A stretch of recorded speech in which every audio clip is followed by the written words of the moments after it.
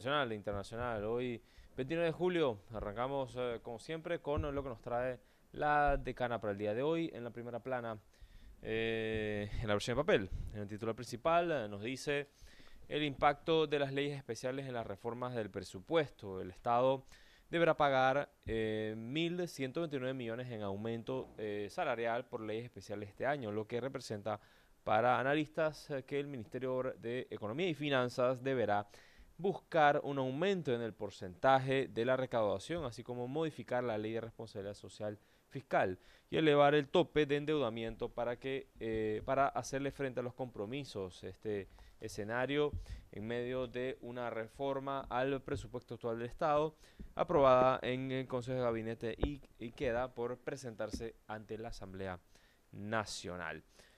También, otro tema, Asamblea entra en cuarta semana con varios proyectos andando, además de continuar con las ratificaciones a funcionarios en la Comisión de Credenciales. La Asamblea Nacional, entre tanto, analiza algunos proyectos de ley que se han presentado en los que estarían enviando al Ejecutivo, como las reformas del presupuesto del Estado y el presupuesto del Canal de Panamá. También en materia económica, el gobierno retomará negociaciones de Tratado de Libre Comercio con China. Nosotros estamos desempolvando este tratado tras 5 años en los que no se le dio seguimiento, dijo el ministro de Comercio e Industrias, Julio Moltó. También en materia internacional, y gran parte del programa vamos a dedicar a este tema, las elecciones en Venezuela, donde, bueno, la decana lo describe con un llamado así: venezolanos acudieron a las urnas en unas convulsas elecciones. Unos 20 millones de venezolanos están habilitados para votar, y en Panamá, como muchos países, ejercieron el derecho al sufragio en la embajada. Luego, después de las 11 de la noche, se dio a conocer el resultado donde pues Nicolás Maduro resultó el ganador. Esto en medio polémica, de eso vamos a hablar más adelante. También, como fotonota, se puede ver una imagen de Hilary eh, Herron, que es una gimnasta panameña que debutó en las Olimpiadas de París, y se titula esta foto El debut de Hilary. Hillary hizo historia en las Olimpiadas de París 2024 en la mañana de este domingo, así escribe la estrella, siendo la segunda panameña en competir después de la nadadora Emily Santos. Ha sido la primera vez que Aaron gana, pero participa en una cita olímpica, mientras que Santos lo hizo en Tokio 2021. No lograron la clasificación y hoy sigue la participación de atletas panameños. También, en otros temas, la jurisprudencia en Panamá, un análisis de ex magistrado troyano. Y en materia educativa, autoridades educativas y colegios particulares inician diálogo. También tenemos una entrevista del ex embajador de Panamá ante la OEA, Guillermo Cochés, que dice así en la decana: las revelaciones de Willy Cochés sobre la muerte de Omar Torrijos. Y en cultura, la creación literaria, visual y plástica se cita en Panamá en un festival. Esto y más lo van a poder encontrar en www.lestria.com.pa, el sitio web de la decana. Bien, hoy en el programa vamos a dedicar a hacer una lectura rápida de lo que está ocurriendo en este momento en nuestro país, las principales noticias y, por supuesto, las noticias internacionales que han copado en las últimas horas los titulares de todos los medios del mundo. Antes de eso, bueno, quería nada más destacar esta nota de la decana en su titular principal, donde pues nos describe esta preocupación que existe en el Ejecutivo sobre el pago de los salarios con leyes especiales, y que eso impactaría pues el presupuesto del Estado por el orden de los 1.129 millones de dólares. El gobierno central requiere ese dinero, pero ¿dónde va a salir el dinero? Y cómo se va a financiar. Esa es la pregunta que deben responder el Ministerio de Economía y Finanzas, a cargo del ministro Felipe Chapman, quien debe explicar ante la Asamblea Nacional su estrategia para contener el gasto y cumplir con lo que establece la normativa, entre eso estas leyes especiales. Algunos conocedores sobre el tema, que fueron consultados por la estrella en esta nota de Mileika Lazo, explicaron que estas leyes especiales podrían aumentar el porcentaje, aumentar el tamaño del presupuesto y por tanto obligaría consecuentemente a un aumento de la recaudación. Es como lo establece además la idea de que se debería modificar la ley de responsabilidad social fiscal y elevar el tope de endeudamiento como medidas para atender, entre otras cosas, pues los salarios de estas leyes especiales que incluyen a médicos, enfermeros, educadores, bomberos, policías, ingenieros, agrónomos, entre otras profesiones protegidas por la ley. Bueno, con leyes especiales. En 2024 el MEF deberá pagar pues más de 1.100 millones en estos aumentos por estas leyes especiales y el nuevo compromiso adquirido por la ley que supone unos 324 millones para algunos empleados públicos, lo que impactará el presupuesto del año. Estos compromisos irán dirigidos a salarios que deberán recibir trabajadores del Ministerio de Educación, también de las 5 universidades públicas, la de Panamá, Tecnológica, la Especializada de las Américas, la UMIP, la Universidad Marítima y la Autónoma de Chiriquí. En el Ministerio de Seguridad también tiene que destinarse esto en particular por los agentes y las unidades de la Fuerza Pública, que también tiene unas leyes especiales. La Procuraduría General de la Nación, también el órgano judicial, entre otras entidades, estarían dentro de estas instituciones que deben ser tomadas en cuenta en el presupuesto. Cifras oficiales del MEF hasta abril pasado indicaban que el ajuste del año en curso podría tener una relación del 26,2% con la planilla central proyectada para en una cifra de 4.308 millones de dólares.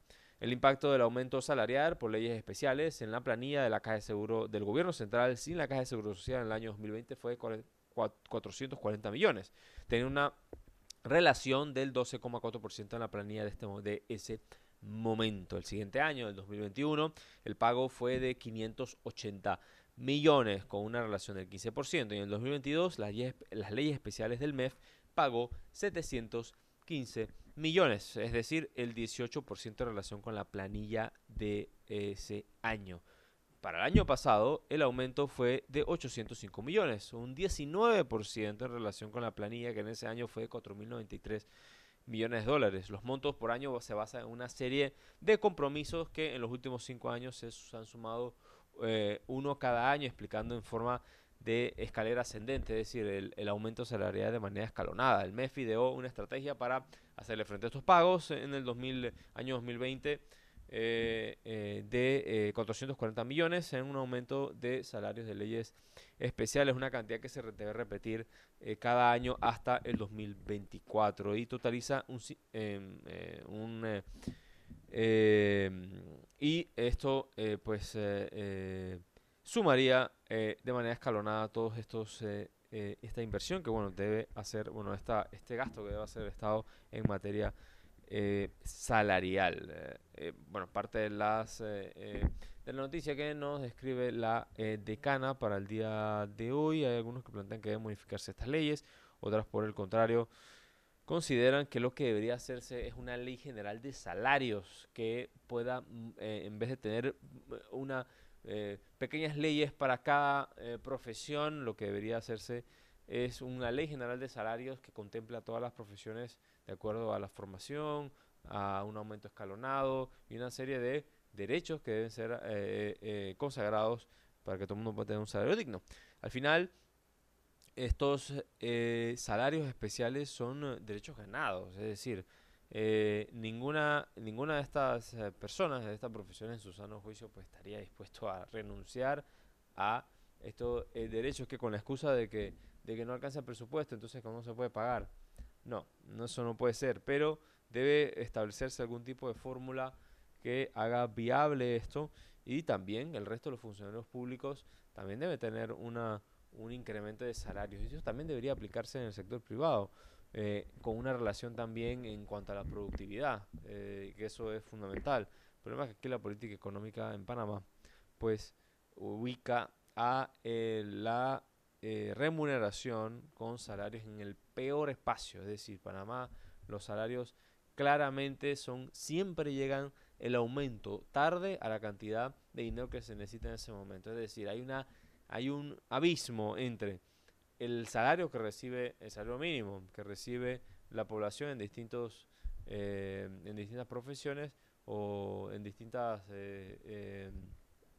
oficios, en distintos oficios que hacen, con el costo de la vida en el país, de tal manera que cada vez que sube el salario ya llega tarde, porque el salario que se aumenta este año correspondía para hace 2 años, cuando los alimentos costaban menos y tendría más sentido ganar esa cantidad de dinero, pero no es casual, honestamente. Ya se sabe que el tema de salarios es una deuda pendiente y que no se resuelve, entre otras partes, por la resistencia de ciertos sectores empresariales a querer pagar salarios decentes a la gente. También algunos sectores de la economía y ciertas empresas, pues, sobre todo las pequeñas y medianas, estos aumentos también representan un problema, con lo cual debe haber una política que incentive este tipo o facilite, digamos, para las pequeñas y medianas empresas a enfrentar estos gastos con incentivos fiscales y otra serie de medidas y ayudas que pueden, lo más importante, pues bueno, mantener estas empresas a flote no solamente para los dueños de ellas, sino también para los trabajadores que están en las mismas. La mayoría de los empleos que hay en este país son de las pequeñas y medianas empresas, no son de las mega empresas de este país. Entonces, el sector empresarial, y cuando nosotros nos referimos al sector empresarial, en este caso estamos hablando de este grupo de panameños que tienen sus pequeñas y medianas empresas y que requieren un apoyo más allá de la parafernalia de la PYME, etcétera, y que supuestamente vienen a ayudar a las empresas y al final terminan, y a los emprendedores, y simplemente te regalan un culo y un paraguas. O sea, es una vergüenza esa política, entre otras cosas porque eh, no atiende a una necesidad urgente en el país. Otro tema que también tiene que ver con política nacional es una nota que preparó nuestra compañera Diana Berna al respecto de la desigualdad en Panamá y particularmente cómo impacta esta en algunas escuelas del país y el sistema educativo. Son dos caras del sistema educativo en Panamá que deben verse hoy en medio de esa desigualdad. Mencionábamos de que el sector privado, distintas escuelas particulares se van a reunir con la ministra Lucy Molinaro, bueno, y con su equipo de trabajo más bien, para establecer los mecanismos para unificar los puntos estipulados por la Corte Suprema de Justicia en relación con la ley número 285. Y es que hace 2 semanas, pues, el órgano de justicia de Panamá señaló como que no eran, como constitucionales los artículos 47, 166 y 226 de la ley, la cual crea el sistema de garantía y protección de los derechos de los niños y adolescentes. Específicamente, el artículo 47 señala que los centros educativos particulares no podrán negar el acceso a clases o material didáctico a estudiantes cuyos padres mantengan un saldo pendiente con los centros educativos. Además, este artículo garantiza que al final del año escolar deben emitir un certificado que facilite la matrícula en otros colegios hasta cancelar la deuda. Para Linda Espinosa, madre de un estudiante de 10º grado en el colegio privado, esta es una medida que no solo se solidariza con aquellos padres que desean una educación en el sector privado, sino que pues no irrumpirá en el desarrollo de los niños, que al final, bueno, la educación es un derecho, aunque admite que ella, pues, es uno de los casos afortunados que no tiene deudas con las escuelas al haber tenido la oportunidad de ahorrar. No es el caso de muchas familias. Después esto, pues bueno, coloca sobre la mesa el problema de que muchas de estas escuelas simplemente no le querían dar el título a los niños porque los padres no habían pagado o porque se atrasaban con algún tipo de pagos. Esta situación lleva a que al final muchos de estos niños terminen truncados sus estudios y se les niegue un derecho fundamental, que es el derecho a la educación. De hecho, 144.000 estudiantes panameños se encuentran en el sector particular, mientras que casi 7 veces ese número se encuentran los alumnos en el sector público, con una cifra, bueno, enorme en comparación con el sector privado, 944.000 matriculados en los centros oficiales. La mayoría, la gran vasta mayoría de los estudiantes panameños están en el sector público. Entre las constantes quejas que hay de los padres frente a las escuelas privadas se encuentran el alza de las matrículas, el gasto excesivo por actividades extracurriculares y las denominadas donaciones, que muchos colegios pueden superar hasta los $2000. Es decir, para matricular a tu hijo tienes que pagar $2000 como donación. ¿En función de qué? Para muchos padres esto es muy difícil de pagar y mantener pues, a estos estudiantes en estos tipos de colegios. Con la pandemia del COVID en la cual los datos del Ministerio de Trabajo señalan que se suspendieron 284.000 contratos y quedaron 225.000 personas desocupadas. Esta situación hizo que 33.000 estudiantes migraran del sector particular a las escuelas públicas, según datos del Ministerio de Educación. También, bueno, la decana habló con dirigentes de la Asociación Panameña de Centros Educativos Particulares, es decir, las escuelas privadas, y el Mario Muñoz, consultado por la decana, aseguró que han estado siguiendo pues el decreto 601 del 2015, que tiene como objetivo considerar cambios en los costes de las matrículas, o los uniformes y demás. Digo, no estamos realizando alzas de precios de la educación particular en ningún centro educativo desde la pandemia. Eso habría que contrastarlo, ¿no?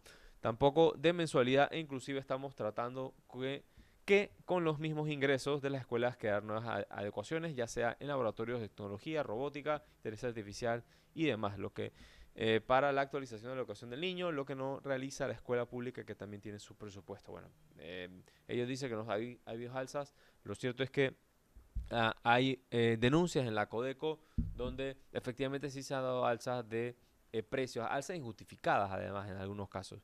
Puede que en otros casos pues sí, pero gran parte de estas quejas tienen que ver con estas alzas, bueno, sin ningún tipo de justificación.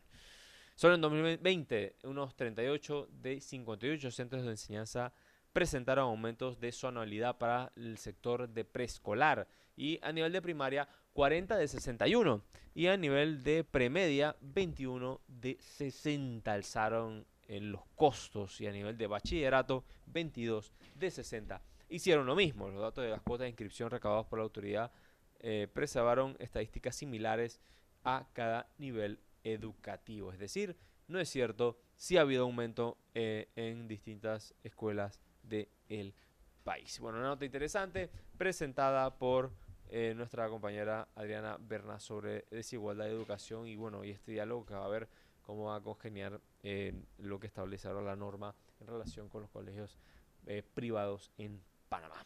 Bien, antes de continuar, pues vamos a hacer un cambio brevemente para ver toda la actualidad internacional, un fin de semana cargado, entre otras cosas, bueno, con las elecciones en Venezuela y los resultados y la polémica en torno a ella. Vamos a cambio y regresamos. Hay un sonido que ha resonado a través de los años, más que un sonido, una voz que ha llevado consigo el poder de la verdad, de la credibilidad y de quienes no tienen voz. Es el poder de la comunicación en Panamá. Desde temprano la información se desplaza a nivel global. Marcamos la agenda informativa del país, convirtiéndonos en el referente y la fuente que les da detalles a todos los panameños. Las noticias no tienen horario, por eso te mantenemos informado, siendo la voz que conecta, la voz que inspira, la voz que destaca. Una multiplataforma al servicio de las marcas que mueven contenido de valor, permitiendo que estés en todas partes. Estamos más cerca de ti y más fuerte que nunca, con un legado de excelencia y experiencia en el periodismo local que nos posiciona como el grupo editorial líder de Panamá. Grupo editorial El Siglo y la Estrella, informando y conectando, dándole el valor a tu marca. Bien, estamos de vuelta en portada a todos los que nos siguen en www.laestrella.com.pa y todas las redes sociales, Twitter, Instagram, Facebook, de la Decana, bueno, y también en nuestro canal de YouTube. Bueno, nos confirma que va a haber una conferencia de prensa a las 11 de la mañana en Presidencia de la República en relación con el proceso electoral en Venezuela. Ayer hubo elecciones en Venezuela donde resultó ganador, según el Consejo Nacional Electoral de Venezuela, Nicolás Maduro, el actual presidente de este país que buscaba la reelección por el gran polo patriótico. Ganó, según el CNE, y pues se encamina pues a su tercer mandato luego del fallecimiento del expresidente Hugo Chávez. Maduro, que según estos datos del CNE le acreditaría para gobernar de 2025 hasta 2031, según la institución electoral de Venezuela. De Venezuela contó con 5.150.092 electores que respaldaron su voto, es decir, el 51% de acuerdo al primer boletín que informó el Amoroso, presidente y rector principal del CNE. En este primer boletín, y cito textualmente lo que dijo Amoroso, tendencia contundente e irreversible, fue emitido al cumplirse el 80% de los votos con una participación del 59%, que fue relativamente importante en relación con la elección anterior. En tanto detalló que el segundo en votos fue Edmundo González de la Mesa de la Unidad Democrática, quien de la oposición venezolana obtuvo 4.445.978 votos, es decir, el 44,2%. El resto de los candidatos, hay que recordar que la papeleta en el electoral en Venezuela eran 10 candidatos, solamente 9 eran de oposición, bueno, más bien 9 eran de oposición y uno era el candidato oficialista. Pues bueno, al final el resto de esos candidatos, quitando al señor González y a Maduro, pues sumaron 4.6% de los votos, o sea, 462.704. Una nueva victoria de Maduro, según el CNE, que pues gobierna Venezuela desde 2013 y que pues bueno, se ha dado en esta enorme polémica donde la oposición dice que hubo fraude, el oficialismo habla de que las elecciones fueron transparentes. A nivel internacional están divididos, algunos países ya dijeron que van a desconocer a Maduro, pero bueno, esto es el panorama que ahora vamos a detallar recoger algunas declaraciones que han dado distintos actores políticos dentro y fuera de Venezuela. Producción me dice que tenemos un video preparado que trae parte del resumen que he mencionado en este momento. Adelante. El presidente de Venezuela, Nicolás Maduro, ha sido reelegido para un tercer mandato consecutivo, obteniendo el 51.20% de los votos, lo que equivale a 5.150.092 apoyos, según el boletín oficial del Consejo Nacional Electoral. Así lo anunció el Amoroso, presidente del ente electoral. Primero, Nicolás Maduro Moro, del Gran Polo Patriótico, obtuvo 5.150.092 votos, con un 51.20%. Maduro, por su parte, celebró con sus colectivos en inmediaciones del Palacio de Miraflores y señaló que en Venezuela se respeta la Constitución. Y puedo decir ante el pueblo de Venezuela y ante el mundo: soy Nicolás Maduro Moro, presidente reelecto de la República Bolivariana de Venezuela, y voy a defender nuestra democracia, nuestra ley y a nuestro pueblo. El principal rival de Maduro, el abanderado de la oposición mayoritaria, Edmundo González Urrutia, recibió 4.445.978 votos, representando el 44.2% de los sufragios. Desde el CNE se señaló que se publicarán en su página los resultados detallados mesa por mesa y se proporcionará un informe digital a los 38 partidos políticos que compitieron. Además, Amoroso informó que el sistema de transmisión de datos sufrió un ataque, el cual será investigado, lo que provocó la demora en el anuncio del ganador.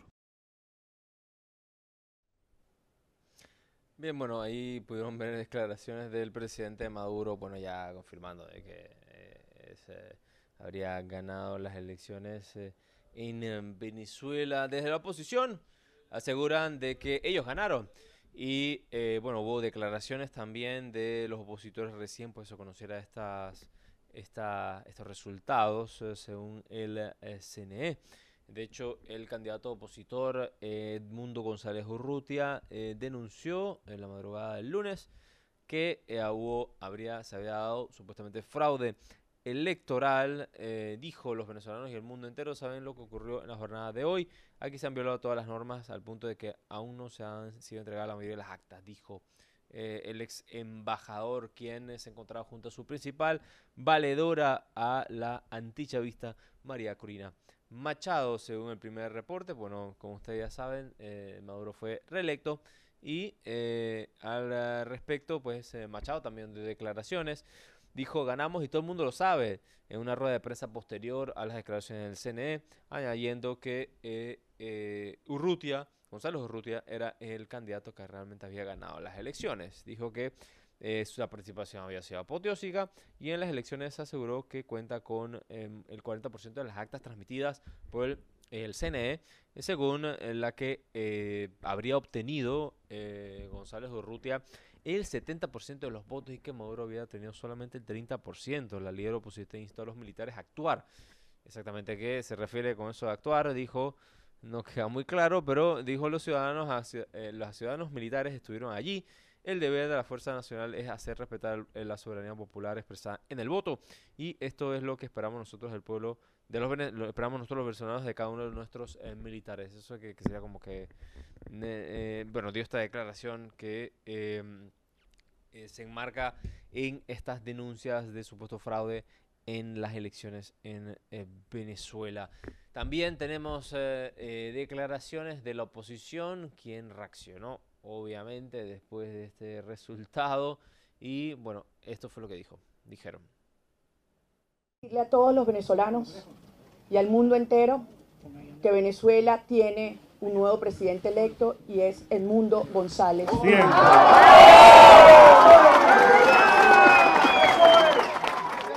Ganamos y todo el mundo lo sabe.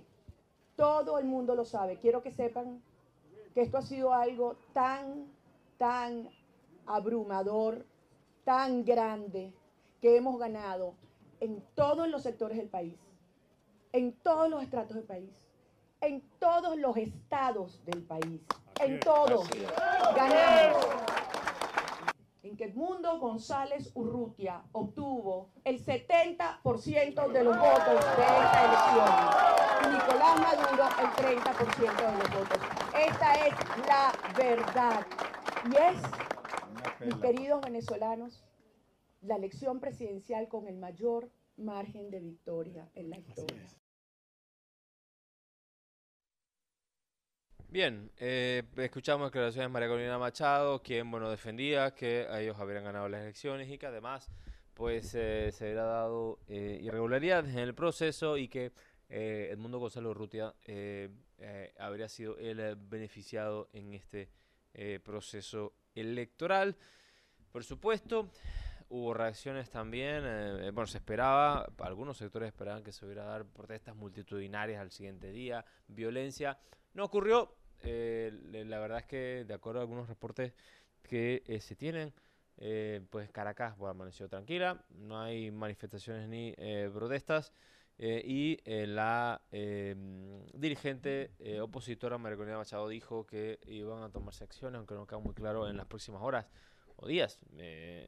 Hay que ver exactamente qué van a hacer los grupos opositores luego de que el CNE hubiera dado este resultado que daba ganador a Maduro.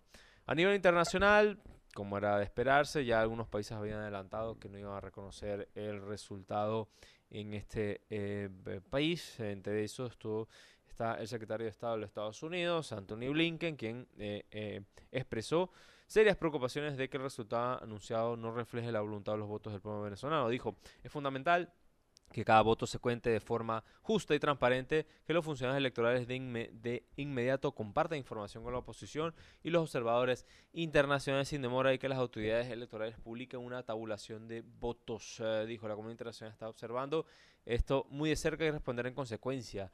la declaración norteamericana, pues bueno, se cuidó un poco de no de decir que hay fraude, pero bueno, sí colocó un manto de dudas sobre los resultados también. Quienes reaccionaron fue el gobierno de Chile con las declaraciones del presidente de este país, Gabriel Boric, quien fue el primer gobernante que bueno, dijo dudas sobre el resultado. Y el régimen de Maduro debe entender que el resultado que publica son difíciles de creer, dijo, según Boric en su cuenta de Twitter. La comunidad internacional y sobre todo el pueblo venezolano, incluyendo a los millones de venezolanos en el exilio, exigimos total transparencia en las actas y el proceso, y que veedores internacionales no comprometidos con el gobierno den cuenta de la veracidad de los resultados. Sostuvo que ningún resultado, que no, Chile no reconocerá ningún resultado verificable. Esta es una de las primeras declaraciones que hablan de no reconocimiento de los resultados en Venezuela. Luis Lacalle Pou, de Uruguay, habló en el mismo tono, dijo que el proceso estaba claramente viciado y que no se puede reconocer un triunfo si no se confía en la forma y los mecanismos utilizados para llegar a él. Y bueno, también fustigo al gobierno de Maduro. En Colombia, el canciller de este país, del gobierno de Gustavo Petro, dijo que el conteo de votos, total de los votos y su verificación debe darse de manera independiente. Es el canciller, declaraciones del canciller Luis Gilberto Murillo, quien además pues dijo que espera que se prevalezca la transparencia y las garantías electorales para todos los sectores en este proceso, y que los observadores internacionales pues presentan las conclusiones del proceso. Tras elogiar la jornada pacífica del mismo, la Unión Europea, en el caso de Josep Borrell, alto representante de exteriores del bloque comunitario europeo, dijo que el pueblo venezolano votó de futuro de manera pacífica y que debe respetarse la voluntad. Bueno, asimismo hay otras declaraciones del presidente de Costa Rica, de la Cancillería de Perú, de la OEA, también de Argentina, quien bueno, dijo tildó a Maduro de dictador y no va a reconocer los resultados. Esto ya era como previsible. Y Panamá también hubo declaraciones. El presidente Mulino pues dijo que tomarían medidas y que no iban a reconocer el resultado. Mulino en su cuenta de Twitter dijo: Panamá se suma al rechazo generalizado respecto a los resultados electorales en Venezuela. Aspirábamos a que se respetara la voluntad popular y tal situación fue desconocida, según él. Accionaremos individual y colectivamente a favor de la democracia venezolana. Anunciaremos medidas que adoptaremos de acuerdo a las reglas interamericanas en las próximas horas.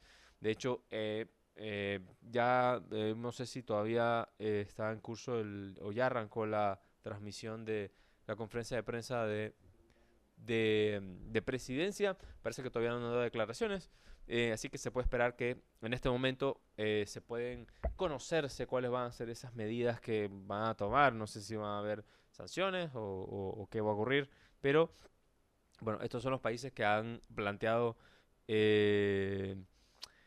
dudas sobre el proceso. No es la primera vez que pasa. En 2013 algo de eso hubo. También en las elecciones anteriores que se dieron en Venezuela, también en varios países de América Latina, o más bien gobiernos de la región, en su mayoría de derechas, dijeron bueno, que no iban a reconocer a Maduro. Después apareció este paripé de Guaidó, que bueno, tampoco fue para ningún lado, y pues ahora parecía que se va a repetir el mismo escenario. Ya algunos países de la región han reconocido, sí reconocieron el resultado, la mayoría cercanos aliados de Venezuela, el gobierno venezolano, como Cuba, Nicaragua, Honduras y Bolivia, pues ya felicitaron a Maduro por el resultado y a los venezolanos que votaron por este. Otros países importantes como China y Rusia también habrían reconocido el resultado, igual Qatar. 3 países clave dentro de la geopolítica mundial. En el caso de China y Rusia, bueno, son 2 potencias mundiales que además tienen presencia en el Consejo de Seguridad, lo que aleja totalmente la posibilidad de que si esto escala una crisis de seguridad más grave, un conflicto interno con impacto a nivel regional, eso no, en el Consejo de Seguridad no va a tener cabida pues alguna postura contraria al gobierno venezolano, al menos mientras se mantengan estas alianzas entre China y Rusia. Otro país también que es aliado de Venezuela, Irán, reconoció la victoria de Maduro y pues aleja la posibilidad también de que los aliados cercanos a Irán pues y los países cercanos a Irán también terminen tenía una postura, digamos, contraria al resultado actual. También habría, bueno, estoy revisando acá en las últimas noticias si otros países relevantes de estos países pues habrían reconocido el gobierno de Maduro. Turquía, por ejemplo, eso es otro actor clave a nivel regional entre Europa y Asia, y bueno, todos estos discusión de las pequeñas y medianas potencias regionales que podrían asumir una postura en favor de los resultados en beneficio del gobierno de Maduro. Lo cierto es que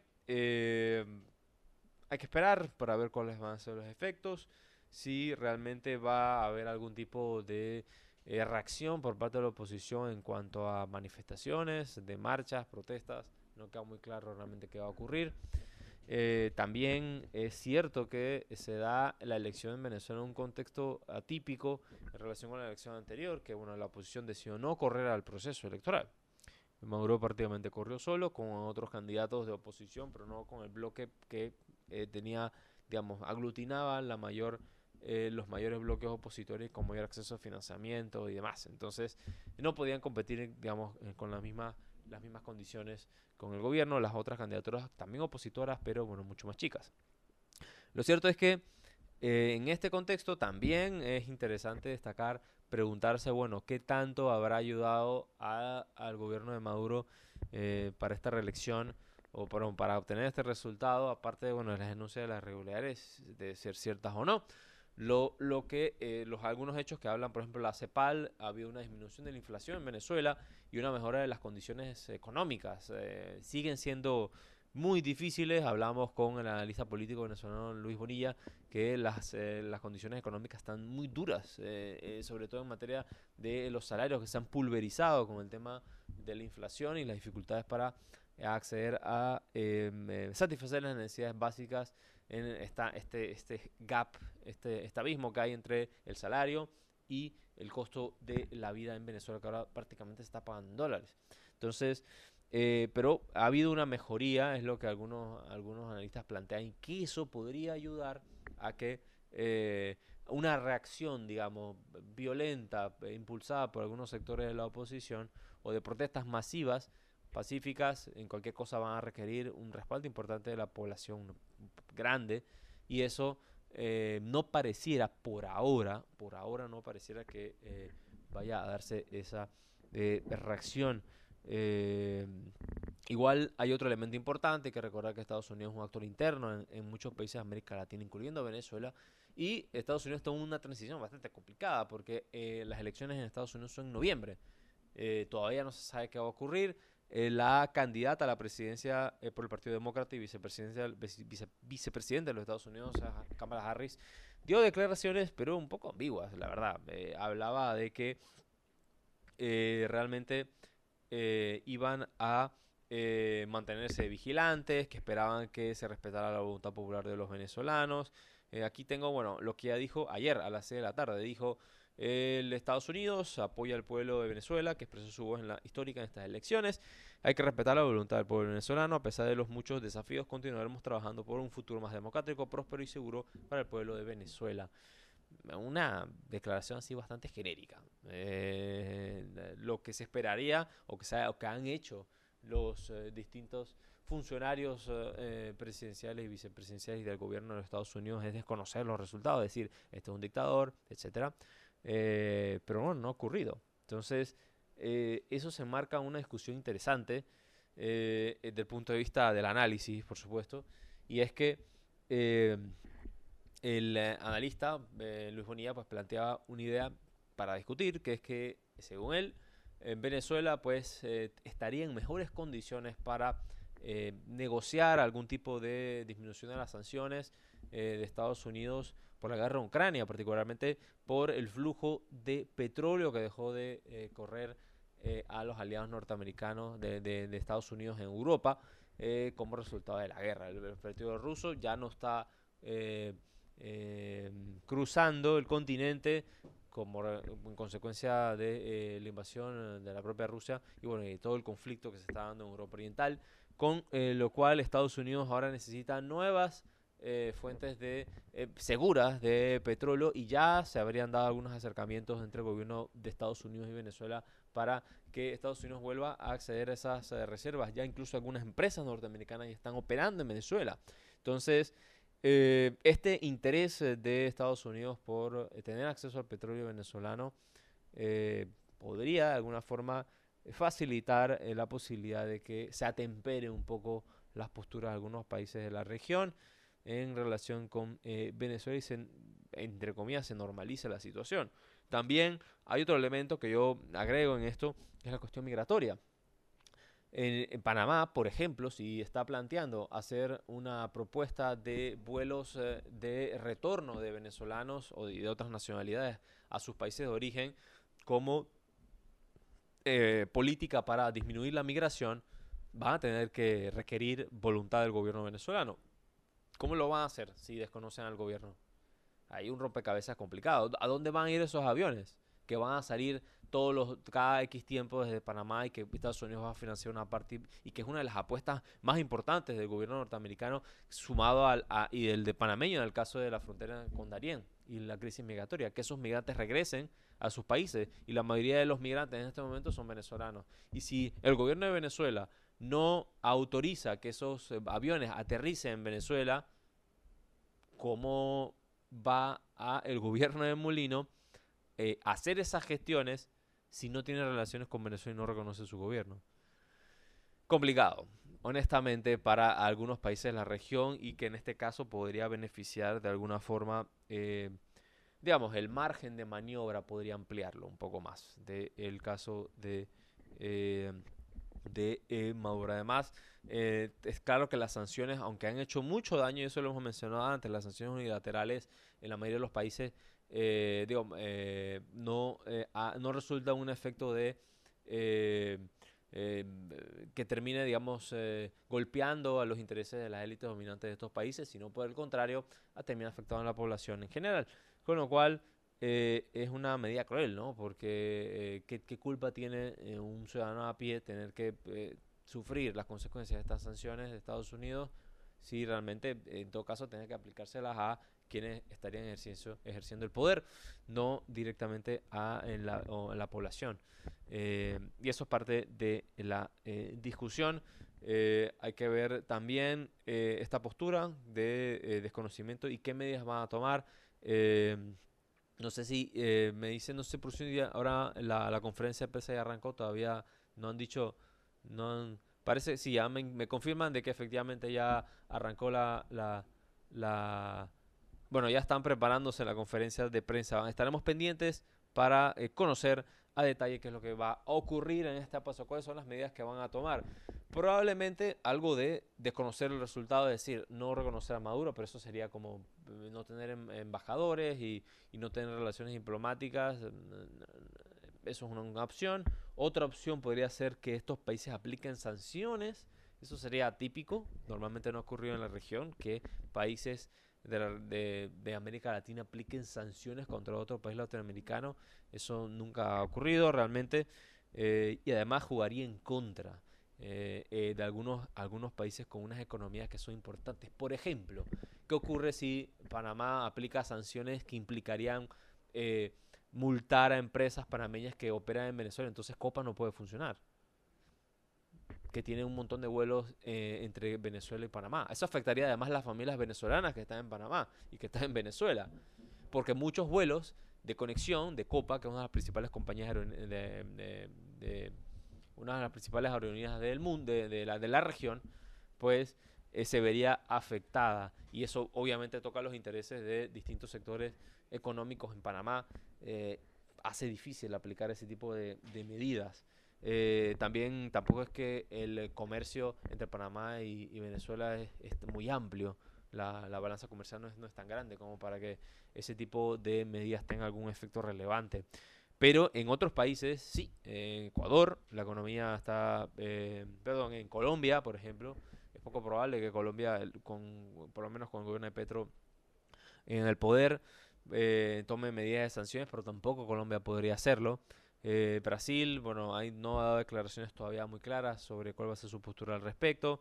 Y luego, bueno, hay países como Costa Rica que no tienen nada que perder en cuanto a aplicar algún tipo de sanción, porque la verdad es que hay poco que perder y tampoco perdería Venezuela. Por tanto, las sanciones no tendrían ningún efecto. La lógica de este tipo de medidas de presión es, digamos, empujar a que tomen el país determinado bajo esa presión, tome ciertas decisiones, cambios, ¿no? Desde el punto de vista político, pero no ha ocurrido. Si Estados Unidos, que es la principal potencia del mundo, lo hizo con Venezuela, no ocurrió, va a ocurrir con estos países nuestros, con posibles sanciones. Así que el escenario de las sanciones yo veo también probablemente que haya no esté sobre la mesa. Seguramente va a haber alguna solicitud en la OEA, pero ¿qué sería? ¿Expulsar a Venezuela de la OEA si Venezuela ya anunció que se va a salir de la OEA? Tampoco, ese escenario ya fue agotado. Lo que deja poco margen de maniobra, digamos, a estos países que incluso ya en años anteriores armaron todo un cartel de países, el llamado Grupo de Lima, donde en ese momento la mayoría de los países de América Latina en ese momento eran gobiernos de derecha, tampoco funcionó. Es decir, esta lógica de prisiones en estas condiciones pues no parece que vaya a funcionar, y pues complicaría aún más la posibilidad de establecer algún tipo de diálogo, una salida negociada y bueno, también dependerá por supuesto en última instancia de la voluntad de los venezolanos. Si al final ocurre como ocurrió en otros países, pues bueno, que la gente sale a la calle y la presión popular hace que cambien se llamen nuevas elecciones o cualquier otra situación que desconozcan al gobierno de Maduro. Eso, digamos, como posibilidad existe, pero por ahora, por lo que hemos visto en las últimas 24 horas y a lo largo de los últimos meses, no pareciera que eso vaya a ocurrir, no pareciera, pero bueno, la verdad es que todo está todavía puesto con un hilo y no se sabe realmente con tanta incertidumbre cómo va a reaccionar. Además, la oposición todavía no ha dicho exactamente qué medidas va a tomar, más allá de que no reconocen el resultado electoral y que, bueno, tampoco, y que desconocen a Maduro como presidente. No se sabe si es que van a no sé, apelar esto ante el Consejo Nacional Electoral, cosa que parece poco probable, o que se van a ir a hacer un recorrido internacional denunciando lo que ellos consideran un fraude, o pues van a apostar algún tipo de vía no electoral, o quizás pedirle a las Fuerzas Armadas que intervenga, que es otro misterio que hay, ¿no? Las Fuerzas Armadas parece que se van a mantener leales al gobierno y a las instituciones de Venezuela. No parecía tampoco haber una ruptura, que eso sí sería como el punto de quiebre total, ¿no? Si las Fuerzas Armadas se rompen, probablemente es muy difícil, muy difícil que el gobierno de Maduro se mantenga, porque estaríamos hablando ya de un quiebre institucional de la principal fuerza política, militar del país, institucional, pero bueno, ese escenario también parece que no vaya a ocurrir. Bien, con eso damos el cierre en este programa de hoy dedicado, bueno, a la actualidad noticiosa y bueno, damos pase en este momento, en cualquier momento, a la transmisión de la conferencia de prensa en la Presidencia de la República que debe estar en estos momentos ya dándose. Así que estén pendientes, mañana tendremos más análisis y entrevistas sobre este y otros temas. Nos vemos mañana. Saludos.